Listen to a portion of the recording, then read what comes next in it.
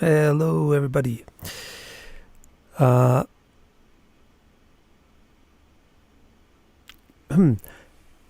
buffering on the YouTube video always confuses me, but that's not your concern. All right, so I have a different setup. I added something different to the vocal, the microphone. If it sounds terrible, let me know. Hopefully it sounds good. Maybe it's a little bit louder.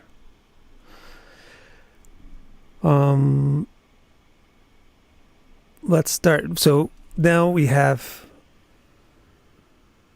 the last thing that Bart is going to say.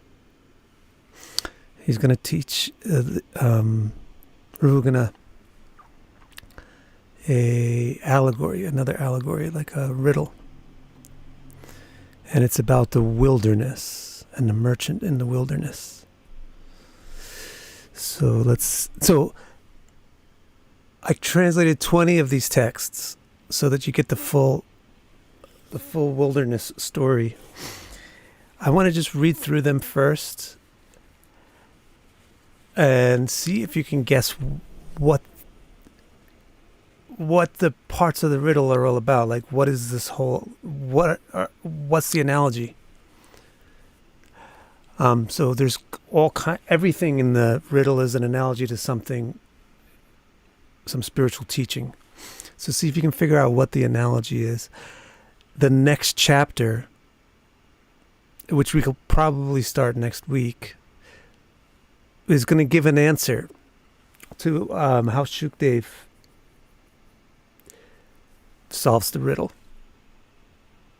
You know, how he assigns meaning to the different things that Bart has said. So we'll look at that next week, but today, try to figure it out yourself, and I will also try to figure it out together with you here. So what I'll do is I'll read through it first, the whole thing, so we get a sense of the whole riddle, the whole story, the whole allegory. Then we'll go back to the start and look at it more slowly, and I'll try to explain what these things seem to be to me, and you can also let me know what they seem to be to you. Sounds good? We begin. We'll make it a little bit more readable. So I'm just going to read the English on this first pass. The teacher said, a profit-seeking merchant is looking for ways to increase income, reduce expense, and sustain himself. Finding a very dangerous road, he enters it, driven by delusion.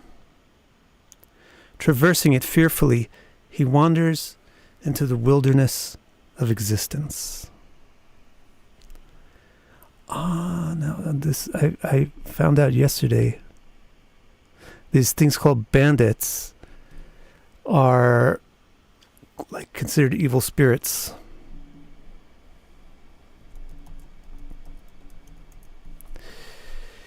Misguided and bewildered by his desires, 6 evil spirits plunder him, like wolves dressed as cows to steal sheep. He finds a bower. You know what a bower is? A bower is like a little section of the forest, which is kind of like a cave, but it's not made out of rocks. It's made out of trees and bushes and things. He finds a bower made of thick vines, grass, and shrubs. So that can be like where he can live there. There, insects trouble him with stings and bites. Yet, it somehow seems like a heavenly palace. Here and there, now and then, he sees bright meteors swiftly falling.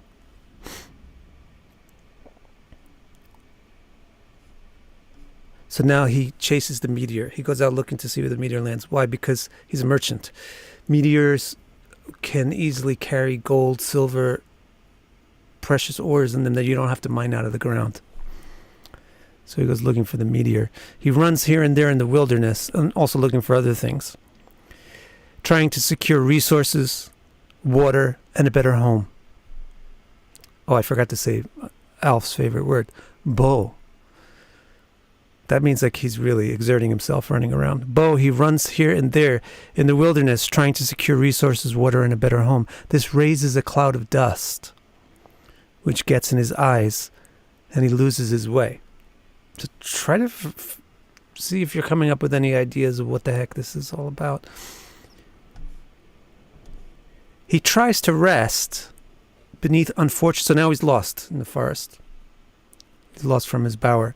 He's lost. So he tries to rest beneath unfortunate trees. But the sounds of unseen wasps pierce his ears like spears, and the voices of owls unsettles his heart. When hunger overpowers him, he sees mirages and chases them. Plunging into a river, he finds no water. So that was the Mirage River. That's going to hurt. Without anything to eat, he covets what others have. Sometimes he's scorched by forest fires, and sometimes he feels hopeless when the forest guardians take away whatever assets he has. I'll tell you, I know what that is all about, because I just did that. Many of you see in America, it's this next month. That's a little hint. When people stronger than him take his things, his heart becomes hopeless. He is so immersed in lamentation that he faints and almost seems dead.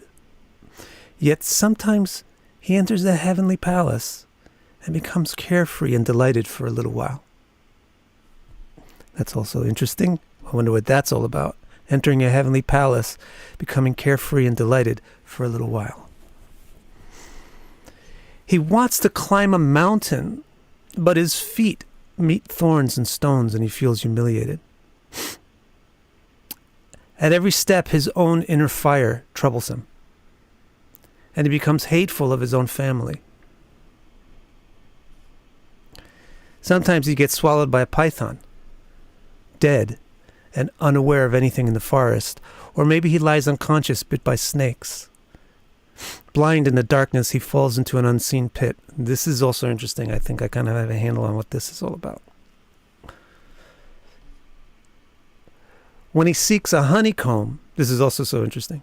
When he seeks a honeycomb, its bees protest and disgrace him. With great difficulty, he manages to steal some, but then other hive robbers come and steal it from him. Sometimes he cannot insulate himself from the cold, heat, wind, and rain, so then he sells something to a friend, who sometimes becomes envious and accuses him of cheating. So you see what's going on is sometimes he doesn't have enough money to build a shelter.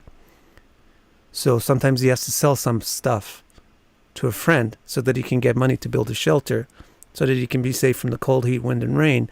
But when he starts selling stuff to his friends, sometimes they get mad at him. And they say, what? You gave me a spoiled fruit, or you gave me a broken stick. And he gets accused of cheating and they get mad at him. But if he doesn't cheat, his wealth runs out. And he cannot afford comforts like beds, couches, or homes. He tries begging from others, but is unable to satisfy his desires. Eyeing others enviously, he returns to disgraceful tactics.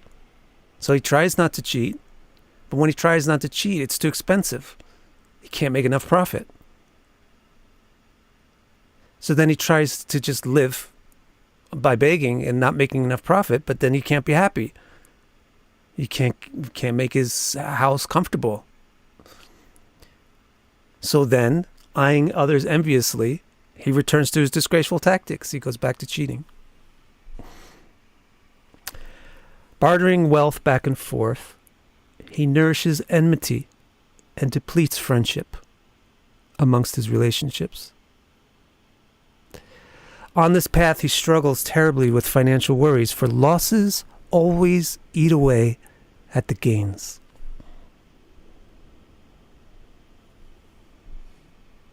He decides to overlook all those losses for all these gains. He says, losses always eat the gains, but the gains are still nice.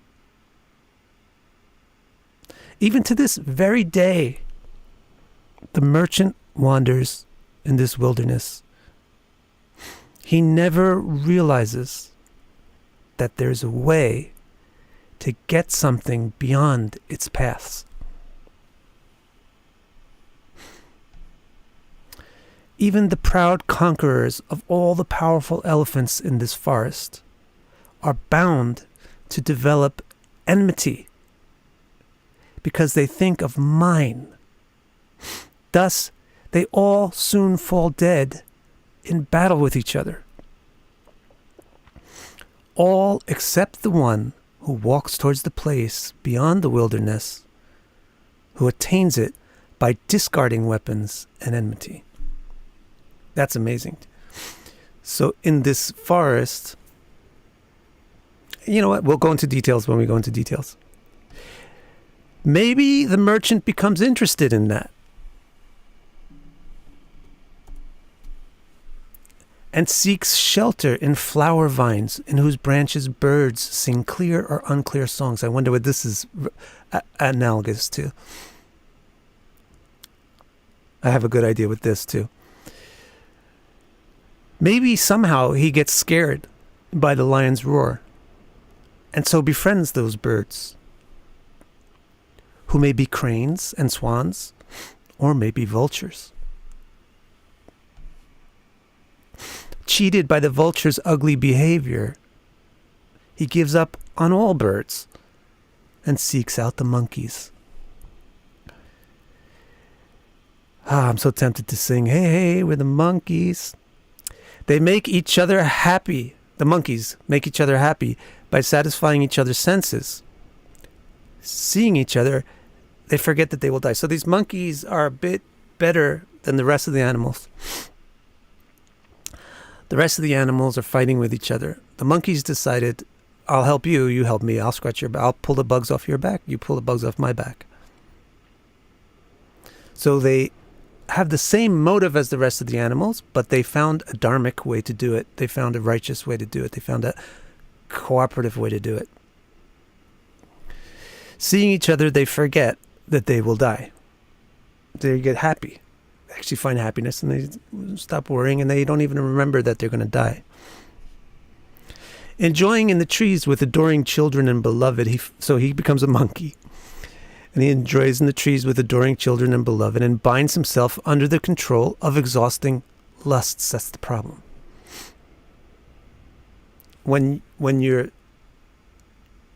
lusts are making you happy, then you become addicted to the lusts. So now you're still addicted to something. And then sometimes, out of lustful folly, he slips from the tree and falls towards a mountain cave. I'm not sure exactly what this is about. It's interesting to hear what Shuk says about this.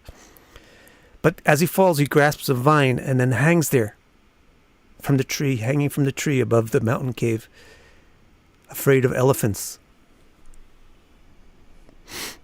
Or it could be a mountain cliff. If somehow he is saved from this danger, he just returns to the same selfish absorptions. Led on this path by indefatigable delusion, he wanders even till this day, not understanding anything. And then the final statement. O Rahugana, the merchant on this road is really you. Give up all weapons. Make friendship with all creation. Use your intellect to conquer the transient, and then sharpen that sword of knowledge with devotions to Hari. Holding it, you can cross beyond the border of this wilderness. Okay. Now you see how good it is. I hope you think. It's a really cool story. And now you have a kind of an overview of what happens in the story. All the characters and just the basic plot. So let's go back and look at it in more detail. And I will ask you what you think these things might be. And I'll explain to you what I think this is. So first of all, what do you think this profit-seeking merchant is, the main character in the story? Of course, at the end he said, Rahugana, this is you. But that's because he's talking to Rahugana. So this should be a pretty easy one to figure out. So we need to know what you think the profit-seeking merchant is. And this other one is very difficult, but it becomes obvious when the Sanskrit is read, the ways to increase income, reduce expense, and sustain himself. And then the dangerous road that he enters, driven by delusion. If you have any idea about that, let me know. And then he enters into the wilderness of existence. That's also probably pretty clear. Let me know if you know what these things are. I'll read the Sanskrit to you and then explain my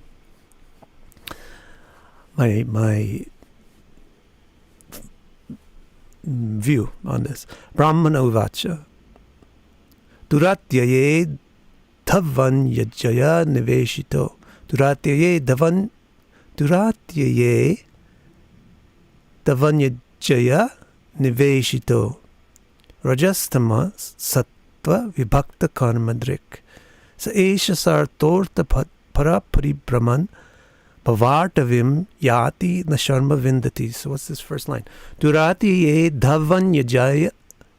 Duratiye. I see. Duratiye dhvan yajaya niveshito.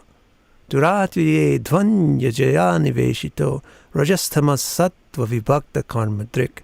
Sa esha sartor tapara paribrahman. Bhavartavim yati nasharma vindati.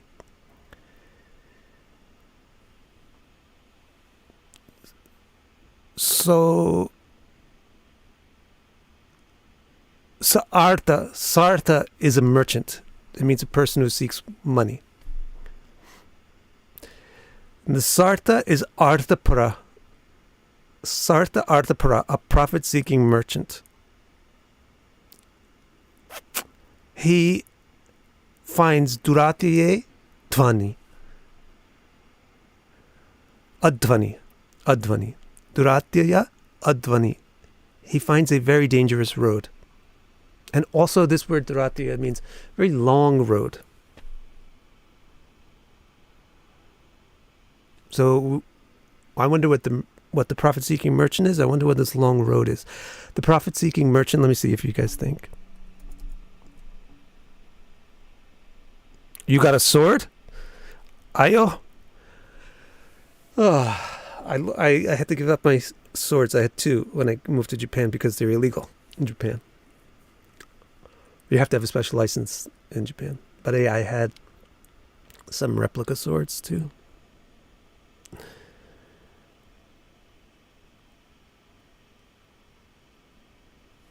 So you guys don't know? What's the guy? What's the merchant? The merchant is the soul. What is the soul described as? He's described as somebody who's seeking meaning, really. Arthapara. Seeking meaning, seeking value, seeking worth. The soul, and then he finds this long, dangerous road. What's the long, dangerous road? That's samsara. That's the path of karma. That's the cause and effect path of karma, is this long, dangerous road. And the karmas are also described. Rajas, tamas, sattva, vibhakta, karma, drik. He's looking to do karmas because he's looking for money. So in other words, if you're looking for money, then you get a job, right? You work. So he's looking to do deeds so that he can earn money. He's looking to do actions so that he can experience something meaningful in life.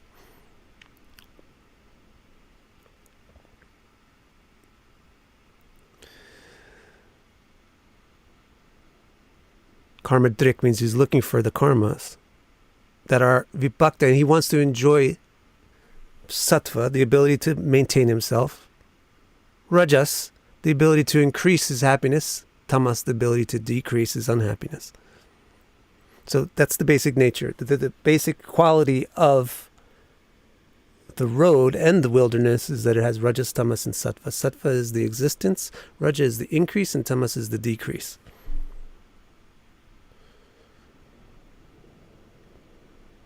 So there's a soul looking to do things and therefore gets led onto this word here is, where is it? Ajaya Niveshita. He gets drawn onto Niveshita, this road, which is like more like a river or something, a flow of cause and effect, by ajaya, which means ununderstanding, illusion, delusion. So what is this story saying? Because this Sarta doesn't know what Artha is, then he gets on a road trying to find it where he's not going to find it. Because this soul looking for meaning doesn't know its own meaning, it therefore gets stuck looking for meanings outside of itself. Duratiye dhvanyajaya niveshito rajastamas sattva vibhakta kan matrik. Saesha sartor tapara paribrahman. Paribrahman is also a cool word because it means wanders all around, but it sounds a lot like parabrahman.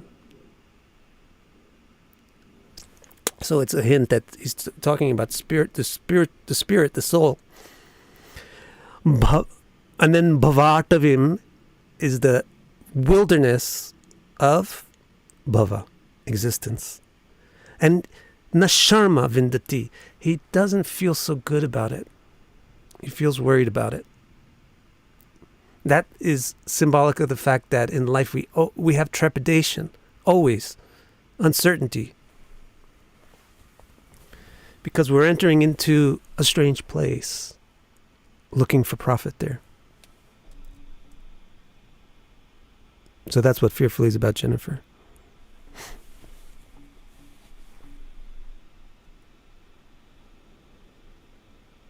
Yes, swords are illegal in Japan, Angela, because of the samurais. This is an old law, but to change the government out of the feudal era, they had to make swords illegal, and they just haven't bothered to go back. Not only, I mean, you guys running around America with your guns all over the place. We can't even have swords. Not to speak of guns. Okay, back to Bhagavatam. Next text.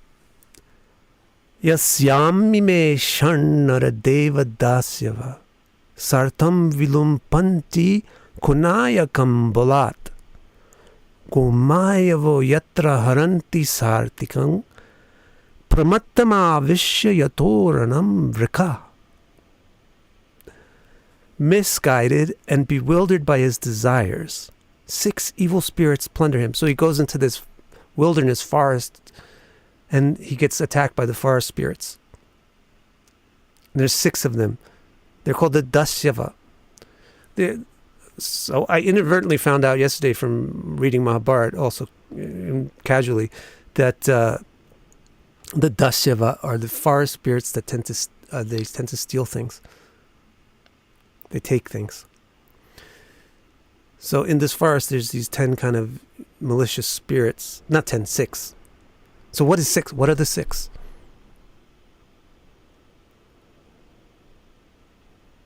What is there 6 of? Anybody know? Ruchira? Senses. Alf. Bam. Alf. Proud of you. Right, 6 senses, so including the mind. So this is describing what happens when he goes into the forest. What does he get? A form. When he goes into the forest of existence, when the soul goes into the forest of existence, what does it get? It gets a form for interacting with the forest of existence. What is the form made out of? Senses. What do the senses do? Vilampati. That's very interesting. And the way that it's described, they are wolves dressed as cows to steal sheep. Wow. So there's that to this day very famous, like kind of nursery rhyme tale of the wolf in sheep's clothing. So the wolf in sheep's clothing idea is that the person disguises themselves as your friend, but is really your enemy. They just disguises yourself as your friend so that they can eat you. So these senses, they plunder his energy. Vilampati, they use up his force, they use up his energy, but under the appearance of helping him use his energy.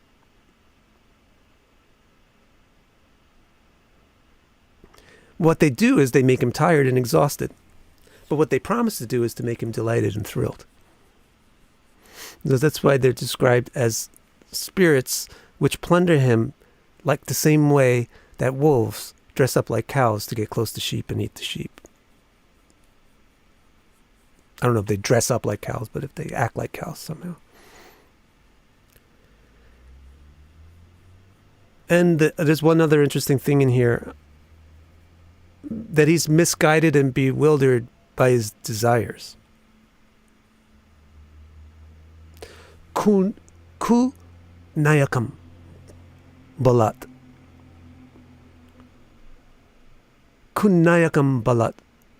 So the naya is the logic. Naya literally means to lead something forward. But the nayaka is logic. That's why it's called nyaya. Logic is called nyaya. So this is a analogy to his intellect, his thoughts. What is the way he thinks? It's described as ku. It's not working well.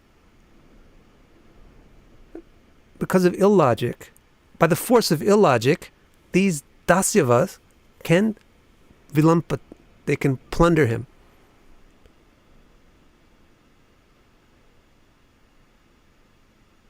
That means if we had clear logic, we wouldn't fall prey to these 6 vilampats.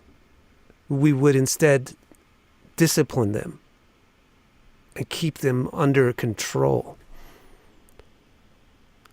And not listen to them when they say, oh, I got something great for you.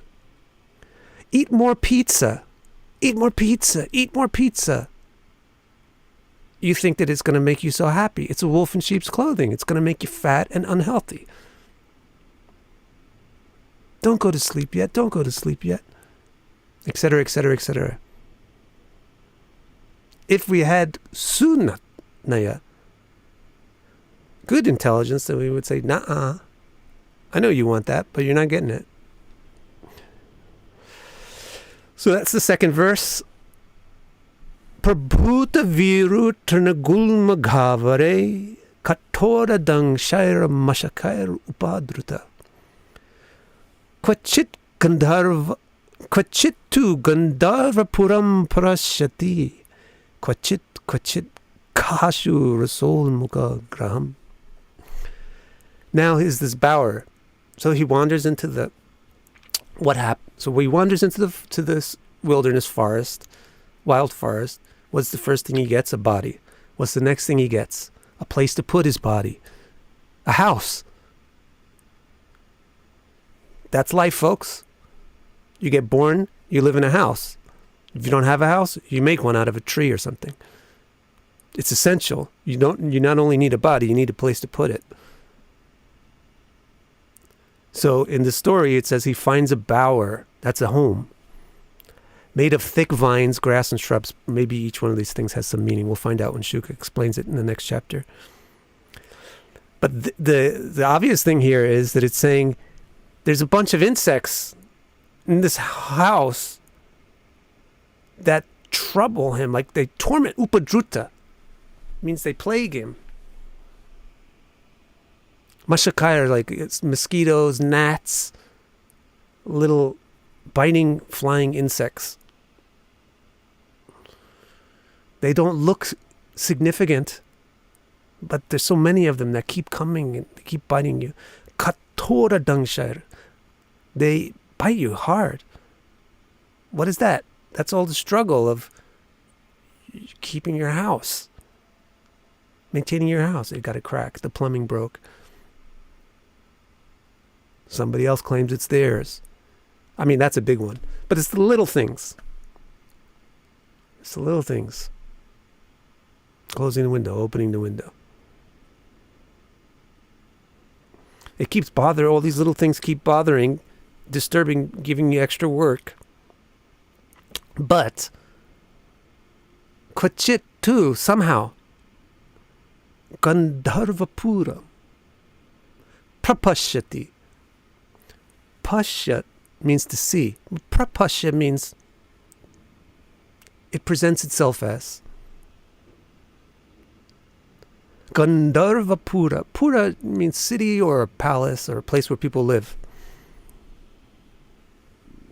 And Gandharva means angels. So even though it's a bower made of weeds full of mosquitoes that are biting him, somehow it seems like Gandharva Puri. It seems like an angelic place. What is that? That's your home.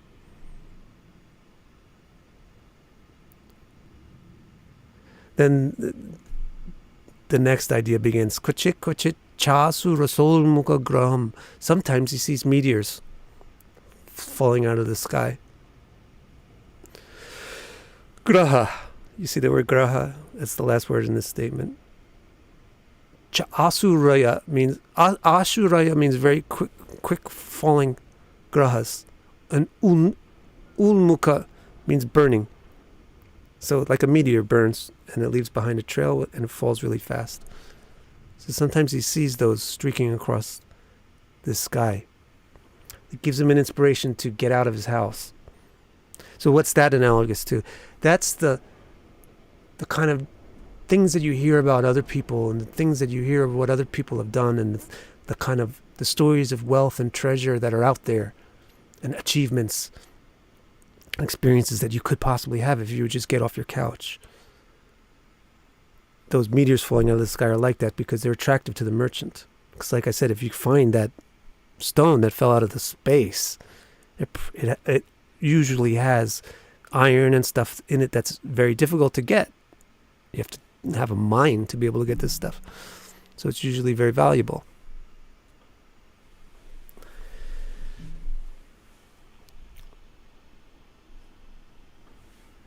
Nivasa toya dravinadma buddhis.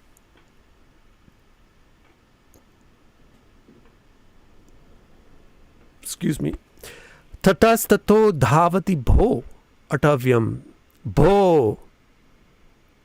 He runs. Tata, here and there. Because of those buddhi, his plans about nivas. Maybe I'll find a better house. Toya. I need some water. Maybe I'll find better water than what I have here. Dravina. Maybe there's better stuff somewhere else. So this what is this analogous to? The soul is looking for meaning. It decides that it needs to work to find it outside of itself. So it gets on this path of work and in the results of work, which leads it into the wilderness. Now that it's in the wilderness, it develops a body to interact with the wilderness. Now that it has a body, it needs a home. But the home is kind of low quality. Even though it's his home, it feels nice anyway. Home sweet home. Those guys in the Charlie and the Chocolate Factory, you know, Lisa Marie Bonham Carter, whatever her name is, that actress, that family, that house, they can hang a home sweet home sign on that house. So, but still you think, I see a meteor going. That means there's better stuff out there. Maybe there's a better home. Maybe there's better stuff out there than what I have right now. That we always are thinking that. Because the stuff we have right now isn't perfect. So we're always thinking maybe there's something better. So then we go out running around here and there looking for it. Let's go to the mall. Why do we like to go to the mall? Because you can see where all the meteors landed. But what happens when you run around? It's in the analogy, it means it raises a cloud of dust. Pam shudhumra. Vadyotita pang shudhumra. All that movement makes wind, and that wind raises a cloud of dust, and that dust, rajas valaksha, gets in your eye. And then that dust in your eye makes you close your eyes. And then what happens when you close your eyes in the forest, friends? You don't know where you are anymore. You get lost. So what's this whole thing an analogy for? Getting off the path of your dharmas, getting off the path of your karmas in the hunger to find something better to do. And and the hunger to find something better, you get confused. You start chasing this way for 3 steps, but then you see that, and you go that way for 4 steps, and then you stop and you come back over here for 10 steps. Then you go see an astrologer, and he tells you to go over there. So you go over there for 20 steps, but then another astrologer tells you to go over there. So you go there. Now all this movement is making a whirlwind, and it's confusing, and you totally get dizzy and lose your bearings, and you forgot even where you came from. You forgot even what you were.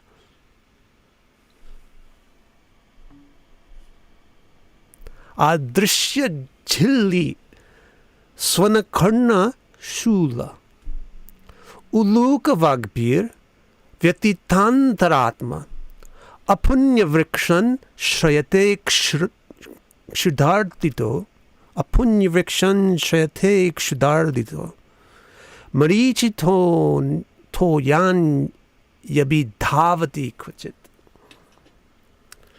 Now this is talking about what he's feeling, what he experiences now that he's lost in the woods. Now that he's lost in the woods, he doesn't have his little bower anymore. So he doesn't have a house. This is why you need a house, because if you don't have a house, you get exposed to all these weird O's. Unfortunately, if any of you have been homeless, you know that. You get exposed to weirdos. But I did cheat a little bit on this one and read a little of the commentary and stuff. There's some interesting little details that really I wouldn't have figured out myself. The ulaka, or the owls, he can hear them and see the owls. He knows that's an owl. But then there's adrishya. There's sounds from unseen insects.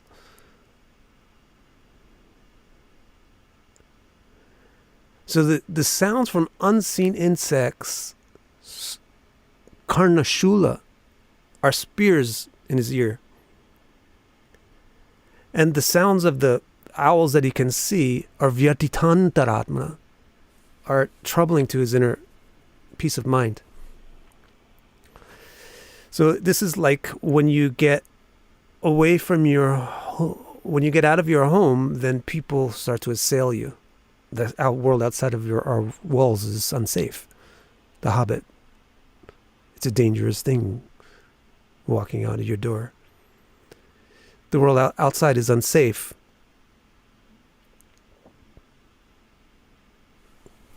But it's unsafe in 2 ways. There's 12th house enemies and 6th house enemies. So the insects that are not heard are 12th house enemies. And the owls which are heard are 6th house enemies. There's owls that come right in front of your face and hoot at you. And those will disturb your peace of mind. But then there's insects that are making weird noises that you can't even see them. You don't know what they are. And that's worrisome. It enters you, it hurts your ear, it makes you worry. So he can't exist amongst all this scary stuff. He wants a shelter. He needs a shelter. Like I said, you enter the forest, you get a body, you need a house, you need a place to put your body. So he tries to go to the trees. Trees provide some little bit of shelter just under their branches. But these trees are called apunya vriksha. These trees aren't very healthy, or they're not very generous. So that means they don't have a lot of shade, or they don't have a lot of branches. Or they certainly don't have any fruits or anything for him to eat.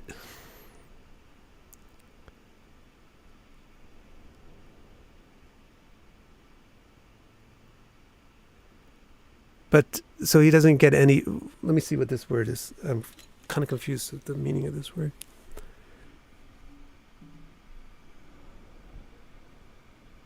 Afflicted with hunger. Kshuda is hunger. Kshudardita. Afflicted with hunger. He's getting hungry. He goes up to the trees. So what does that symbolize? Also, I think I just read the commentary on this verse.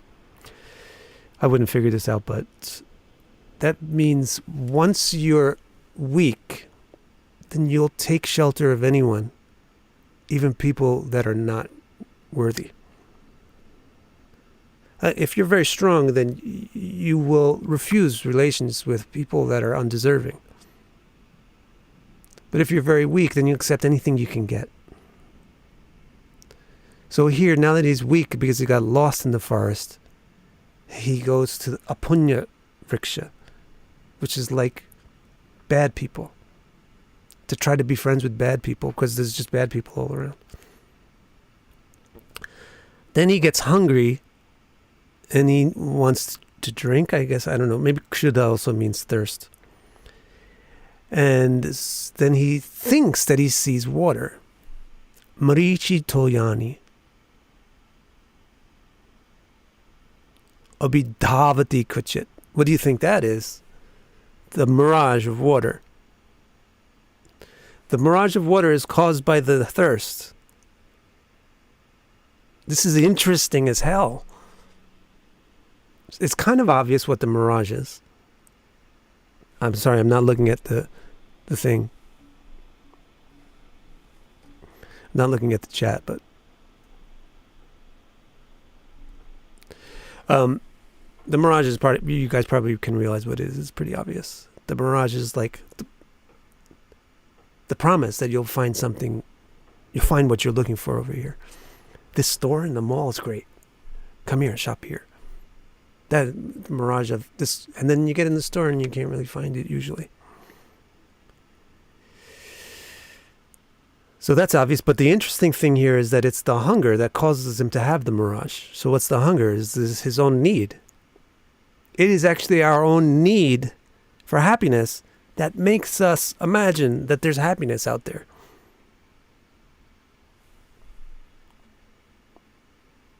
So then, abhidhavati, he goes running after that illusory happiness, and then what does he find?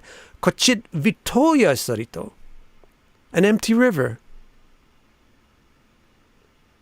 Kochit vitoya sarito bhyati. Abhyati means jumps in. Commentator says he broke his bones. Parasparam chalashate niranda. Asadya davam kvachit agni tapto.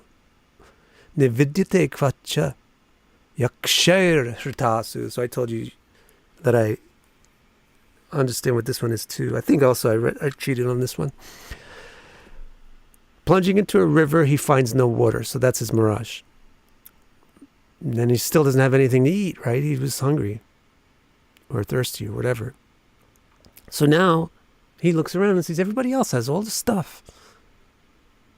Everybody else is happy. Look at that goddamn Instagram. Look at all these happy people.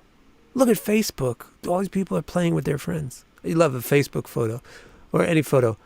It's fun to actually take one because you just watch everybody. Even before the days of Facebook or Instagram, I used to think this as a kid. Everybody, it's time for a picture. Okay, everybody comes together. Okay, look happy. Okay, everybody smile. And then picture clicks and then everybody goes back to looking at their phone or playing, whatever. Then you see a bunch of those pictures lined up on each other and you think, oh, we were so happy then. Or, that other person is so happy.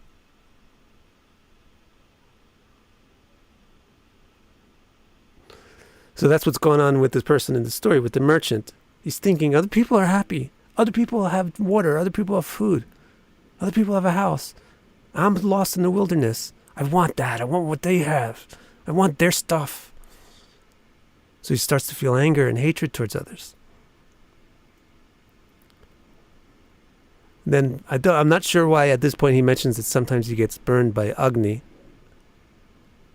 It'll be interesting to find out in the next chapter. Sometimes he gets burned by Agni, like sometimes it's a fire in the forest. I don't know what that means.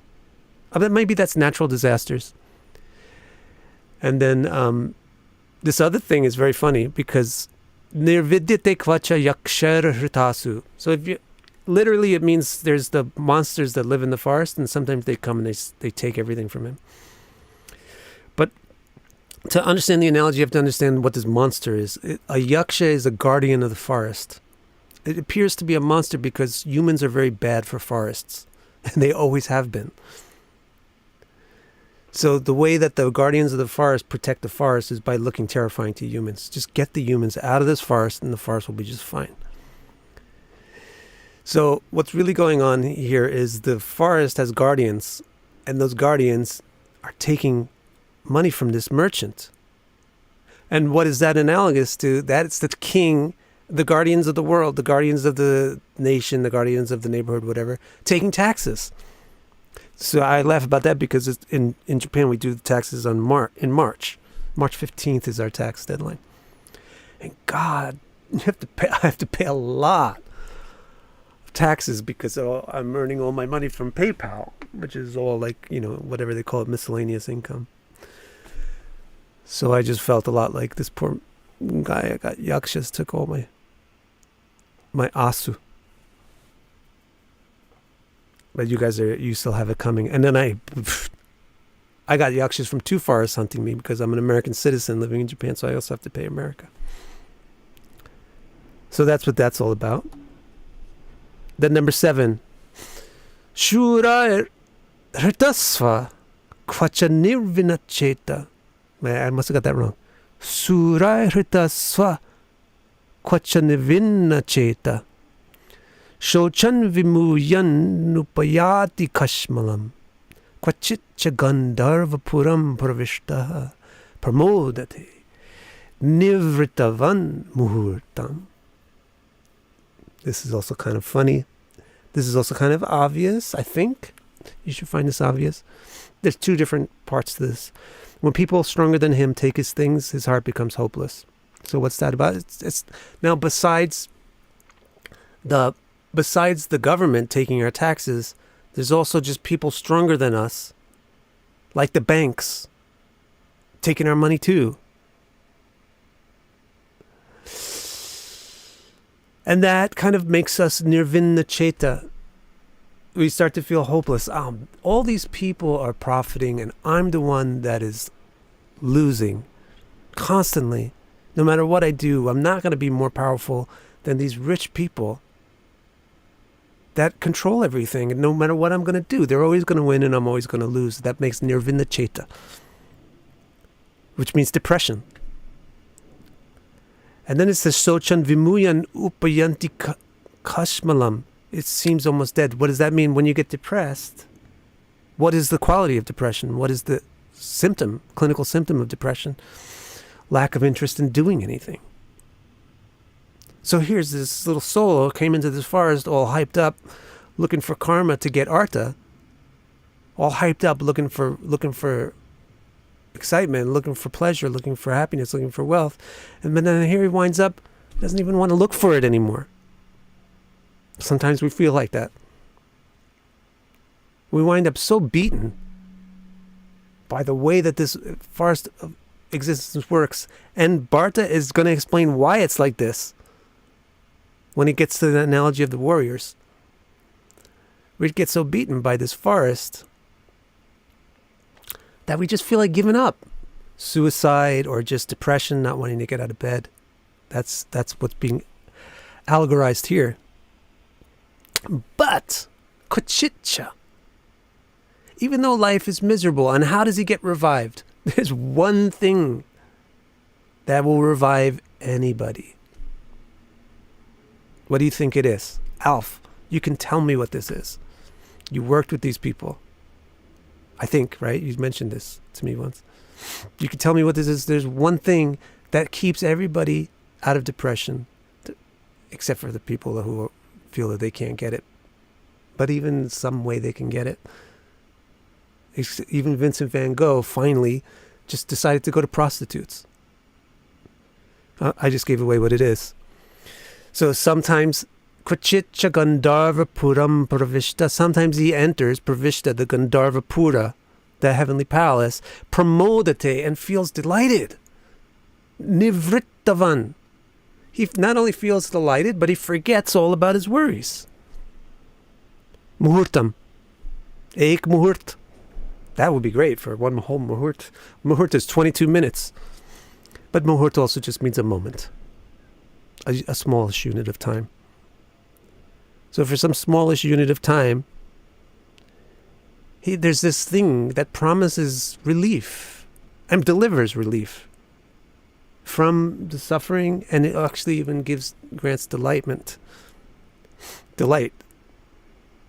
So that's the one thing that keeps everybody from just dying in the material world. It's sex. Alf, did you get it? Let me see. Alf, you got it.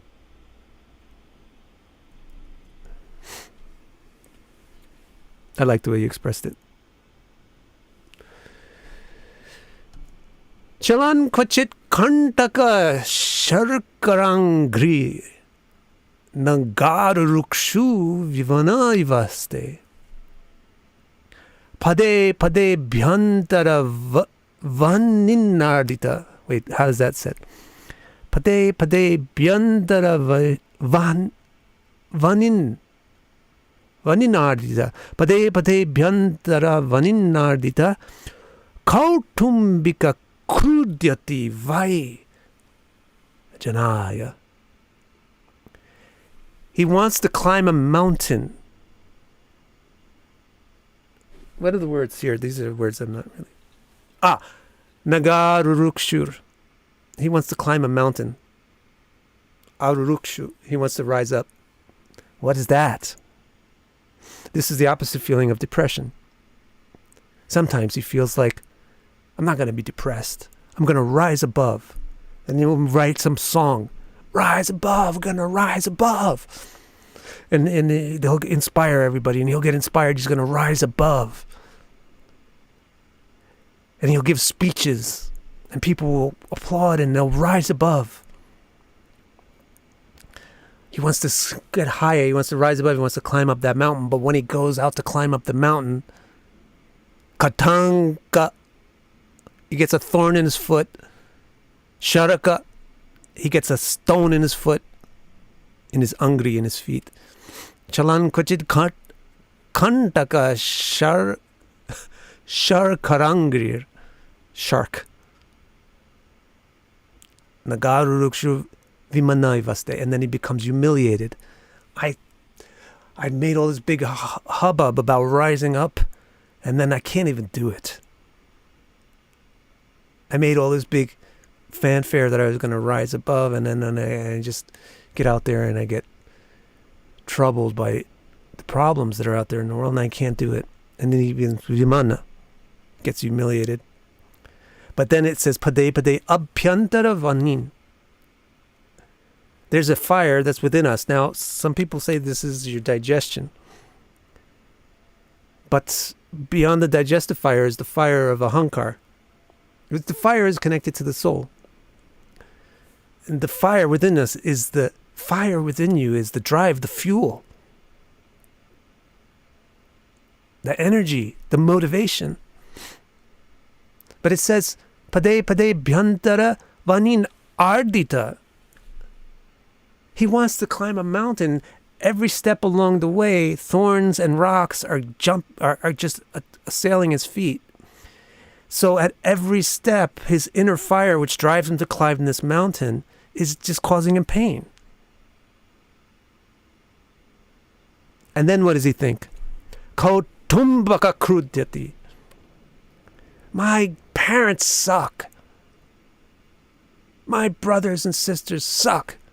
They didn't help me. They didn't provide for me. Nobody is helping me.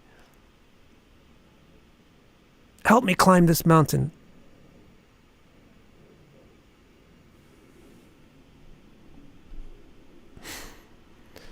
Kvachin nigrinno jagata hina jano navaiti kinchit vipine paviddaha dashtasmasete kvachadanda shukair andondakupe patitastamisre. Sometimes this is also really a cool analogy. My favorite two, funny. My favorite two is the Gandharvapura, the palace of the angel, and then this is my next favorite analogy in terms of, that's a great analogy. Like, that's why I like it.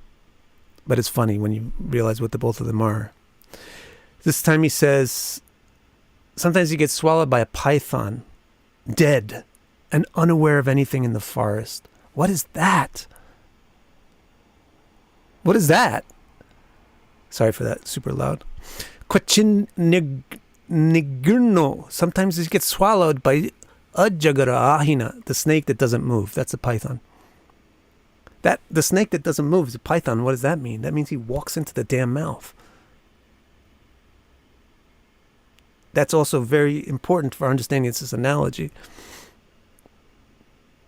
Now, vaiti kinchit vipine. And at that time, when he's inside the snake, the vaiti kinchit vipine. He doesn't give a damn. He doesn't care at all about anything in the forest. You can't even experience anything in the forest. What's this? This, my friend, is drugs. So the two really good analogies in here are sex and drugs. This is drugs. This is intoxication, alcohol. It's a python. It's a snake that doesn't move.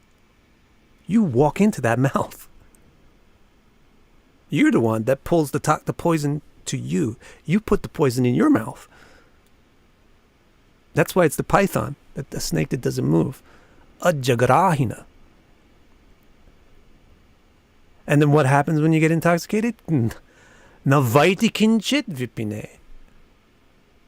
You go unconscious. You don't even care. You go into like LSD land. Dasmashete kvachadanda shukair. Or maybe there's a different kind of intoxication. Maybe this is slightly different in the analogy. He just lies unconscious, bit by snakes. So sometimes it might not be completely numbing, but sometimes it may be less, just dulling. But then what happens when you're intoxicated? Ando kupe patitaha. When you're under, that intoxication makes you stupid. It makes you blind. It makes you not see things. You're not noticing things. Navaiti kinchit vipine. You're not noticing things. So what happens when you move around? You're going to fall on something. People fall down when they're drunk a lot. People break their bones when they're drunk. So what does this mean? It means when he gets intoxicated, he just makes his life worse.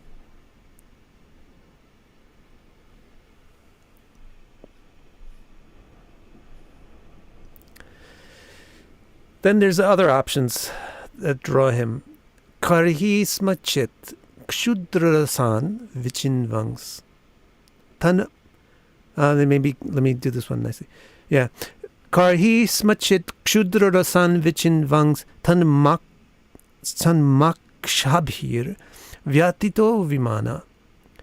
Tatrati kchat pratilabdhamano Palat filum patyatatam tatonye karhi smachit chudrasan vichinvans tan makshika bhir vyatito vimana tatrati krichat pratilabdhamano balat vilum patyatatam tatonye. When he sees a honeycomb, kshudra rasan, rasa is honey.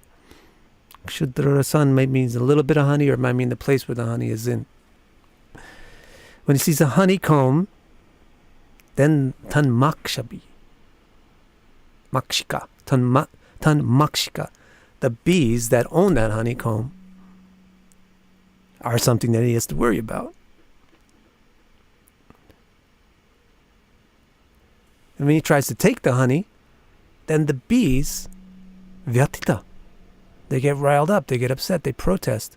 And vimana, they disgrace him or they foil his plan. What's that analogous for? That's analogous for your aspirations. We aspire to get something, somebody else already has it. Maybe we desire to be the coolest kid in the school, but somebody is currently the coolest kid in the school. So that person who's currently the coolest kid in the school is going to stand in the way of us becoming the coolest kid in the school. Maybe you want to get a promotion at work, but there's already somebody in the position that you want to get promoted to. And that person is going to protect their positions, and they're going to stand in the way of you getting that promotion to their position. That's it. That's being allegorized here by these bees and the honeycomb. You see a honeycomb, but then it has bees, and you try to get the honeycomb, and they come and they sting you. But with great difficulty, krichat, with great difficulty, pratilabdhamana, he can get some of it anyway. He gets some, he loses it, he gets some, he loses it, and he gets some finally. But then what happens? Bilad, vilumpan yatatam, anye, there's other honeycomb robbers. There's other hive robbers. I wanted to be the coolest kid in school.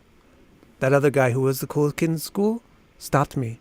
But then I figured out how to dethrone that person and become the coolest kid in school. And now guess what happens? Some other kid wants to be the coolest kid in school.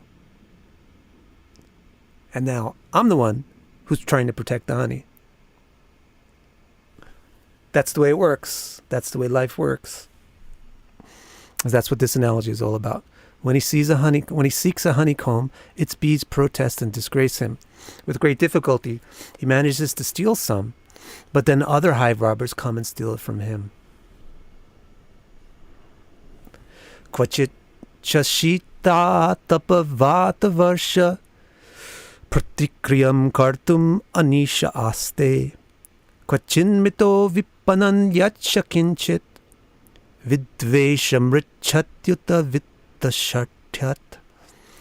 Sometimes, kvachit, the shita ataba vatsa varsha becomes a problem. The cold, the heat, the wind, the rain. This must be something. I wonder what we'll learn this stuff is. I'm sure all this stuff is super specific when Shuka explains it. Parikshit's going to say, after he hears this story at the end of this chapter, he's going to say, since people who don't understand this stuff probably won't understand this story, can you please explain it? And then Shuka will explain what Bharata meant. So we'll get more details when we get there. I'm just giving you my ideas and little cheat sheets that I picked up here and there from looking over commentaries. Sometimes he cannot insulate himself from the cold, heat, wind, and rain, so then he sells something to a friend to fix that up. But then what happens? This one is obvious. It doesn't really need an explanation. Actually, no. This needs explanation. Sorry. So then he sells something to a friend who sometimes becomes envious and accuses him of cheating. That's the nature of being a Vaishya. That's the nature of being a merchant, is that honesty is not a policy. If honesty is a policy, then when I buy a necklace from India for 3 cents, and I can't sell it for $30. If honesty is a policy. Okay, I had to get on the plane, I had to go over there and travel so I can add those expenses so I could sell it for $1. Okay, I'm selling it so I need to make myself enough money to buy my food so I can sell it. But still, I'm saying that this necklace, which is actually worth 3 cents, is worth $30. Even if I sell it for $15. In business, there's no such thing as truth. Never ever think that there's a such thing as truth whenever there's money involved. This is why you shouldn't even deal with money if you want to understand truth. There's no such thing as truth when it comes to money. It's going to explain that here, that it's impossible for him to be a merchant without cheating. So that's what comes up in the next verse. In this verse, he decides he needs money because his house is falling apart. And the cold is coming in, the heat is coming in, the wind is coming in, the rain is coming in. So then he tries to sell stuff or raises prices or something. And then people get mad at him. And they call him a cheater. So then in the next verse, Kvachit kshina dhanastu tasmin kshayasana sthana viharahina yachan parad apratilabdha kama parakya drishtir labhate vamanam. But if he doesn't cheat, his wealth runs out. And he cannot afford comforts like beds, couches, or homes. So this analogy is really pertinent. If you decide that you're going to sell something, then you have to just accept the fact that you're going to have to cheat, which means you're going to have to sell it for more than it's worth. Not necessarily more than it's worth, but more than it cost you. More than it really costs. And there's no way to make profit without deception. All that you're going to do, if you try to be honest, is reduce your profit. And that's what happens to him here. If he doesn't cheat, his wealth runs out. And then if his wealth runs out, his house falls apart. He cannot afford comforts like beds, couches, or homes. And then you might think it's worth it. It's worth it not to cheat. Let me become honest, like a brahmana instead of a vaishya. But if you're sarta, his nature is sarta. This is a merchant. And he's arthapara. His goal is to find wealth. So you won't be satisfied being honest. The only person who can be satisfied being honest is not a sarti, not a person who needs. Only a person who doesn't need can be honest. So he's going to try, but he's not going to be able to be satisfied being honest. So he tries just begging from others instead of selling things. You just ask, hey, my house is falling apart. Can you help me? But it just doesn't satisfy his desires, a pratilabdha kama. He can't really fulfill his... And the way that it's described, satisfying desires, is so interesting too. Apratilabdha kama. Kama. Labdha kama would be nice. You would fulfill your lust, your desire. Pratilabdha kama is like the kama is pushing at you and you're pushing back at it. And that's the sense of satisfaction in this world. The desires are pushing on us and biting us, and we're pushing back on them with some amount of placation. It's not true satisfaction of desire. But he can't even do that by just begging and just being honest, trying to live like a noble person. And then parakya drishti, then he puts his eyes on other people's things. Labate avamanam, and to get those things he returns to avamana, to dishonesty.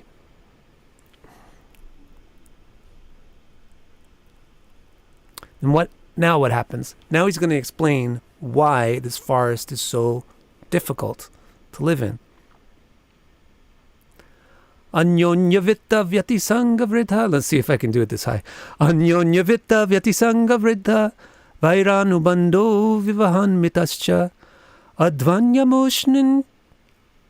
advanyamushmin urukritcha vitta baddhopasargair viharan vipanna.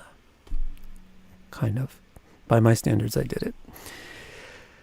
Bartering back and forth, what does he actually gain? He gains enmity. And depletes what? Friendship. Anyonya vitta. By bartering. Anyonya vitta means bartering. By bartering, negotiating with people, what do you actually get? Vyati sangha vrita. Vyati sangha is enmity. Dislike for each other. Vrita, that increases. And vaira. Vaira vivahan. And the vaira increases. Vaira, let me look up the words.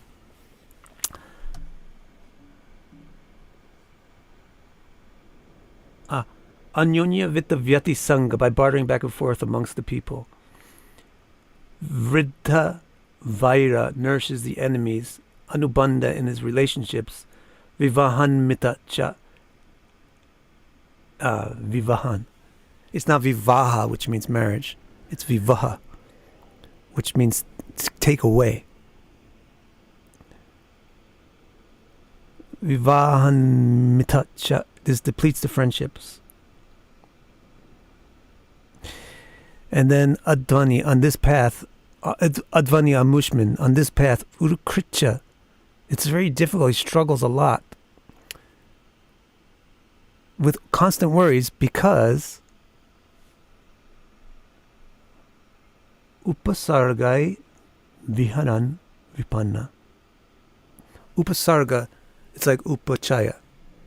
Upasarga means your profit, what you've built up. Vihara gets taken away by vipanna. The losses take away the gains.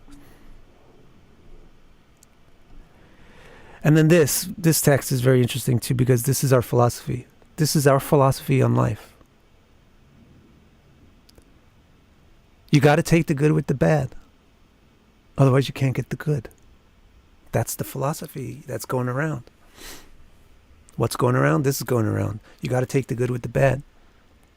Because if you don't take the good with the bad, you can't get the good. That's what's said here. Tangs tam vipannam sahitatra tatra vihaya jatam parigrihya sarta avartate dhyapina kashiratra viradvana param upaiti yogam. He decides to overlook all these losses for all these gains. And that's why adhyapi, even to this day, avartate, he's wandering around in this wilderness.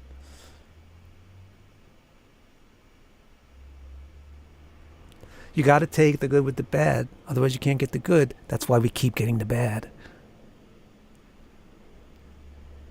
Nakachit atra, he has no idea that there's something else. Viradvana param upaiti yogam, that there's a way to get param. There's a way to get out of this forest, past the forest, to get past the forest, go through the forest. That there's a way, there's a yoga, there's a way to upaiti, to fix this and get past this. He has no idea. When people say you have to accept the good with the bad, it means they have erased the possibility that there's just good. There's no possibility of just having good. You have to take the good with the bad. You have to take the suffering with the happiness. That means you gave up, or you have no idea that it's possible to have happiness without suffering. Otherwise, why would you say you have to take the suffering with the bad, with the good? You don't have to take the suffering with the happiness. There's a way to get out of the suffering. You don't have to settle for a mixture where sometimes for a moment you feel happy and the rest of the time you're bitten by mosquitoes. Now the next text is really interesting. How do you get out? How do you get to the other side? Nobody can get out, no matter how strong they are. It's not by being strong that you get out of this forest. In fact, it's like the finger trap, Chinese finger trap, or the monkey trap. You put your fingers in it, and the harder you pull to get out, the harder it grips onto your fingers. Nobody can get out from the forest, only not by their strength or their power. It's by their weakness and humility that they get out. Manasvino nirjita driggajendra Mameti sarve bhuvi baddha vaira mridhe shairang natu tadvrajanti yanyastadando gatavaira bhyati. Even the proud conquerors of all the powerful elephants in this forest are all bound to develop enmity because they think of mine. Manasvina means proud. So this poor merchant here, he's pretty not proud. But there's some guys in this forest that are proud. They're the Rockefellers. They're the Hiltons. They're proud because they nirjita. They conquered. Dig everywhere. Gajendra, the most powerful animals in this forest, the elephants. They conquered them. So they're very proud. But all of them think mama, mama, mama, mama, mama. Me, mine, mine. Mameti. And so they are definitely going to get into vaira. Think about this. Vaira means enmity. Think about this. Here's one powerful Rockefeller and here's one powerful Trump. The Rockefeller is thinking me, and the Trump is thinking me. That's how they got powerful. This guy thinking me conflicts with this guy thinking me, doesn't it? What if both of them say, that microphone is nice, I want that microphone? They're going to conflict. So thinking me is what makes vairata. It's what makes enemies. Enemies are not made by other people. Other people don't become our enemies. We make enemies by valuing ourselves too much and not caring about other people.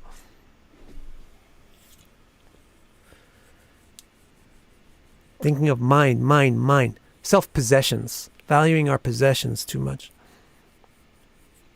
So even these powerful guys, these superpowers, Russia, United States, they become dangerous to each other. Then they knock each other out. So he says, thus they all soon fall dead in battle. Mrite, they all die. Shairan, they fall down dead. Natutad, except this one person.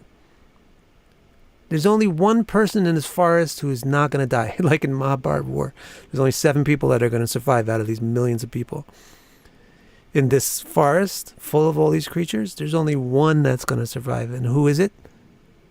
The Nyastadanda. The one who is not carrying a weapon. Gatavaira. The one who gave up on making enemies. Only that person is going to get beyond to the place where you can get the good and not the bad.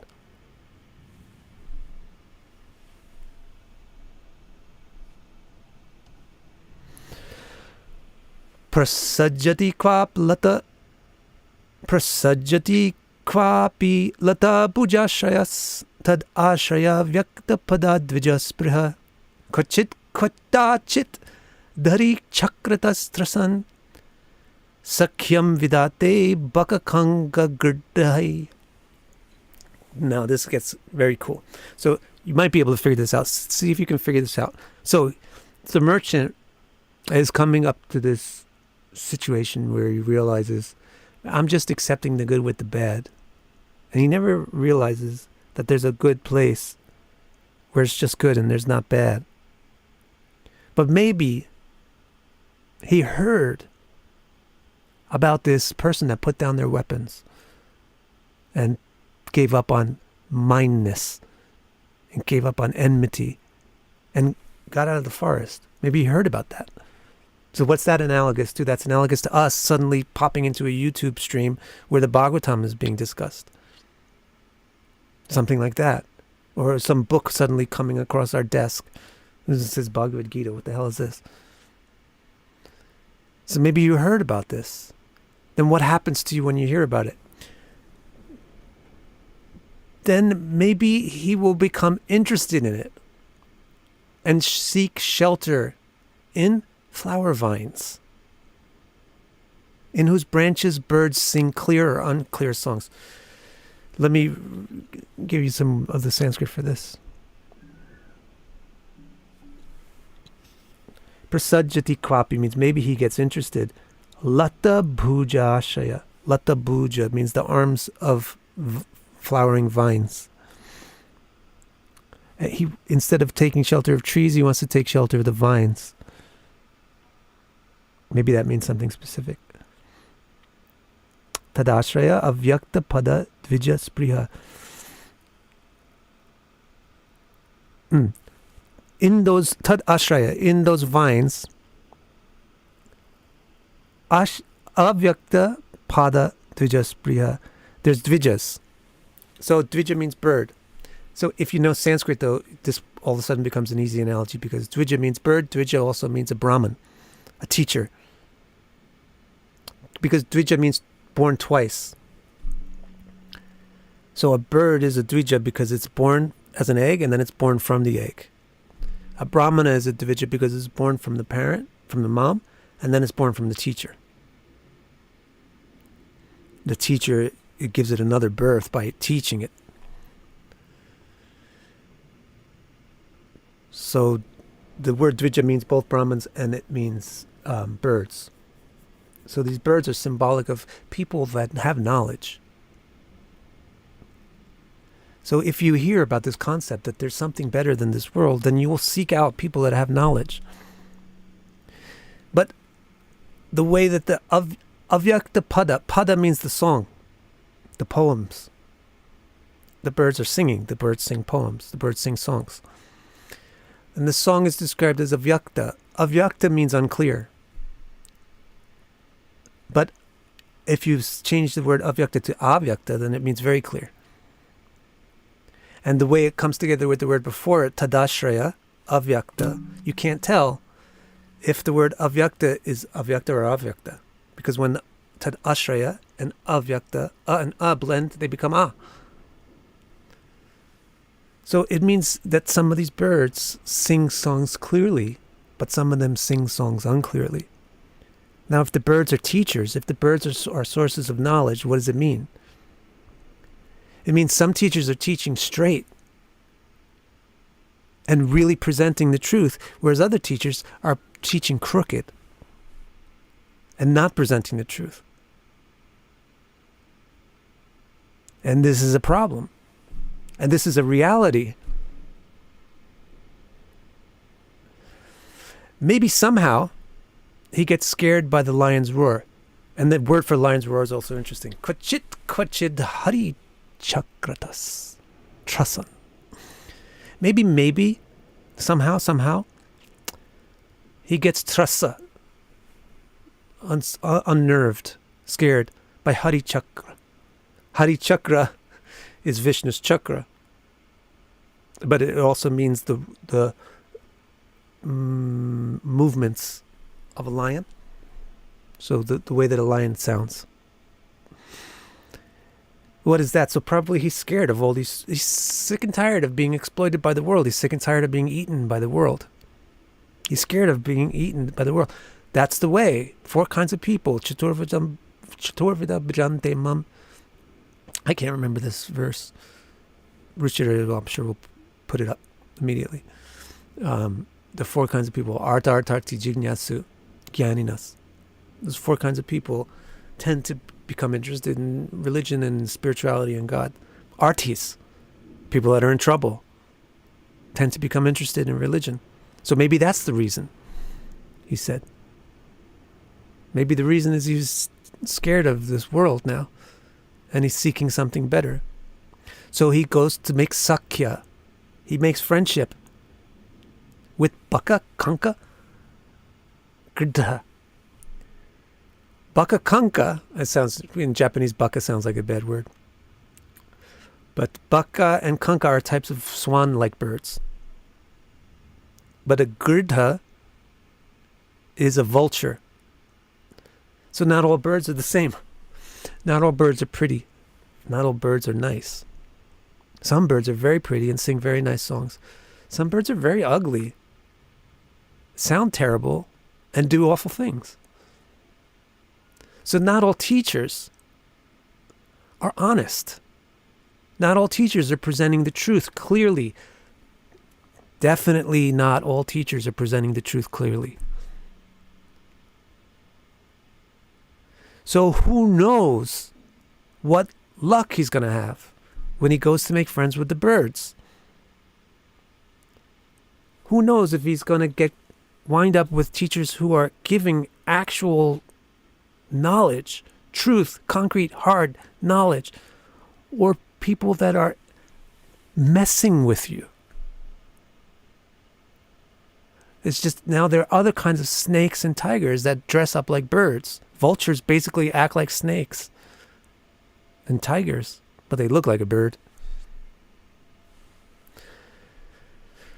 So this described the phenomenon where a person in this world gets tired of the pains of the world, hears somehow that there's something else beyond the world, tries to find out about it. They get some interest in moksha, but then they maybe turn away from it.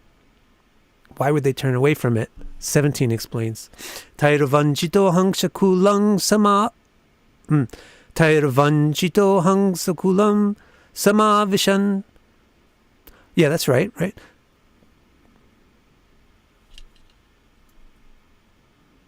Sama vishan. It doesn't seem right. Tairavanjito hangsakulam sama vishan. Tavanjito hamsakulam sama vishan. Arochayan shilam apaiti vanaran. Oh, maybe he changed it. Tajjati rasena sunirritendriya parasparodvikshana vismritavadi. Cheated by the vulture's ugly behavior. He gives up on all birds and seeks the monkeys. So if you get just cheated by these teachers, gurus, all those people, despicable people, what are they doing? They're sending people. What are all these people doing? They're sending people away from the moksha marg. They're actually repelling people from the moksha marg because of their own deviousness and cheating and deception, and not even knowing what the hell they're talking about, but talking anyway is one form of deception. And the other form of deception is just being a merchant, but selling information. And you're just selling information that will make you more money. So you're changing the information to be the information that makes you more money. And you're a merchant. You're not a brahmana. So what happens to the people that go to these people seeking help, seeking guidance? They realize these birds are vultures. And what do? They may not realize these birds are vultures. But maybe not all birds are vultures. What happened with all this religion? In Kali Yuga, nobody likes religion. Religion turns people away from the spiritual path, for the most part, because they did so much garbage. But people don't stop to think. These birds were vultures, but that doesn't mean that all birds are vultures. But there's a lot more monkeys than there are swans. So instead, when he gets tired of being vulturized, he goes to the monkeys. What do monkeys do? Like I said before, they pick the bugs off of each other. They help each other. What's this analogous for? Previous life was analogous to the pursuit of artha, which is the pursuit of wealth. Now, then he tried for a second to pursue moksha, which is the pursuit of enlightenment, but he got cheated and he decided it wasn't feasible. So now he takes a step down to pursue dharma. The monkeys symbolize dharma in this story because they are not just thinking mine. They modified their mind thinking, and now they changed the word mine into ours. So it's a grade higher or better. So by thinking ours, they have a better experience. But they still don't get out of this wilderness, but they have a better time while they're here. That's what happens by following dharma. You will live happily in this world.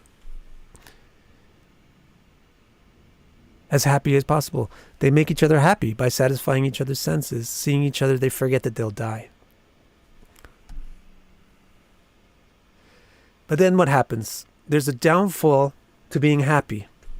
There's a fault to being unhappy, and there's a fault to being happy. The downfall of being happy is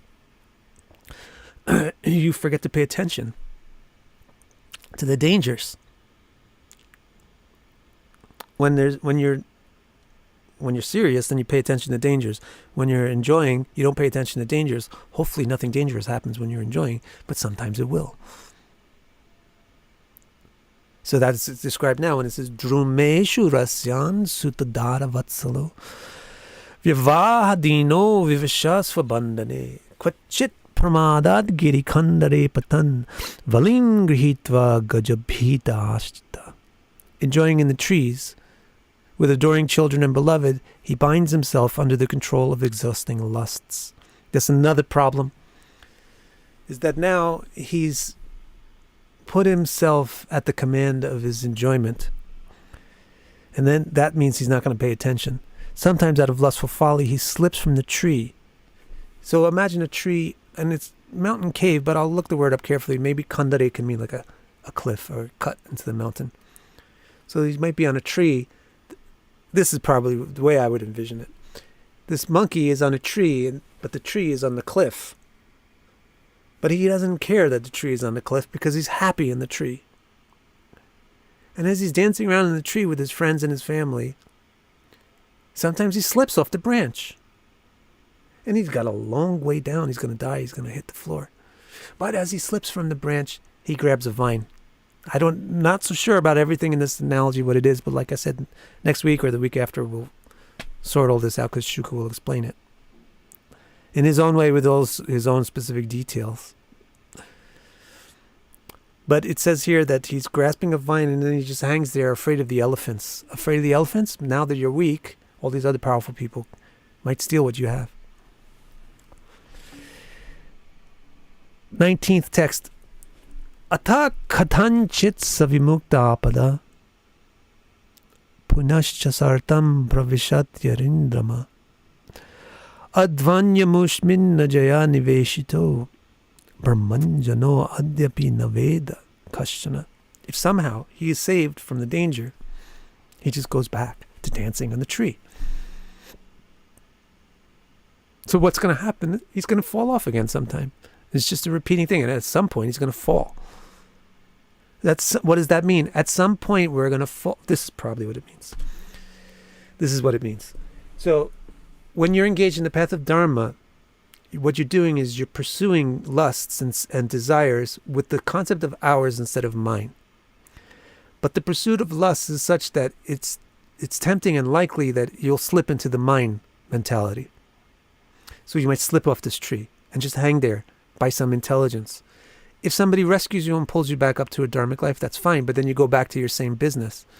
So at some point, you'll slip from a dharmic life into a selfish life again, for sure. Led on this path by indefatigable illusion, he wanders even to this day. That means it is eternal. For as long as he doesn't develop the ability to get out, he'll stay there. Not understanding anything. And then he says, you're this guy, Rahugana. Hey Rahugana, tvam api yadvanosya. You're this guy on the road. Sannyasta danda.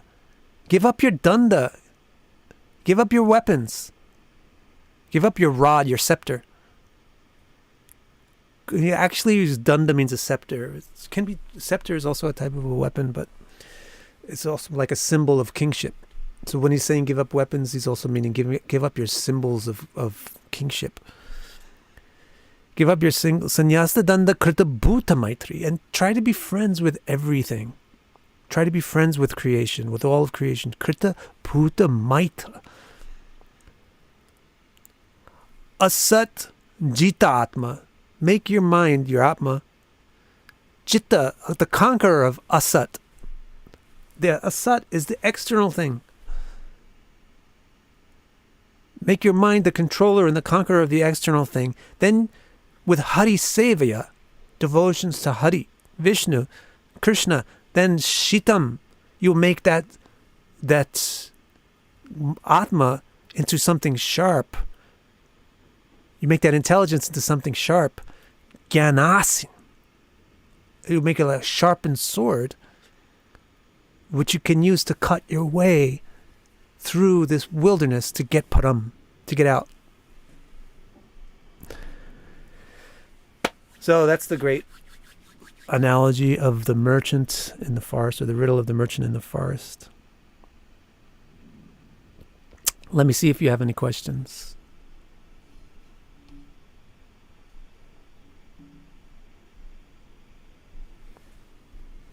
I don't know. Maybe here. Are the lust his lusts, or the needs of the others and the children's and the beloved? That's the thing. The lusts, it's difficult to differentiate. So that's why we slip from dharma. Nomadic S, is the symbolism of snakes inherently negative? No. It's not. So read the Mahabharata. Early chapters of Mahabharata will explain that. That there's differences between Shesha and Tarksha, right? There's differences between, not all snakes are bad. And there's Dundubi. And the snakes that were saved from Janmajaya's Satra were the ones that were good, not evil. And that's how all the evil dragons got destroyed in Kali Yuga. Where do the elephants come from? They're the strong people.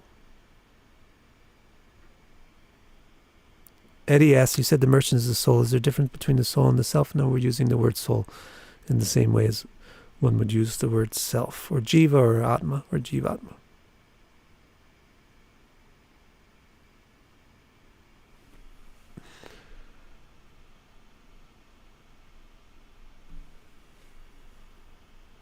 Anything else? Why would people not want people to achieve moksha? IOS. It's not that they don't want you to achieve moksha. They can't give you moksha. They don't know what moksha is. They don't know what it is. But they do want your money. So they're going to sell you something else besides moksha. Besides that, how much do you even want moksha? That's why you are satisfied dealing with vultures for a while. That's why vultures have big followings. Because they're not selling the truth.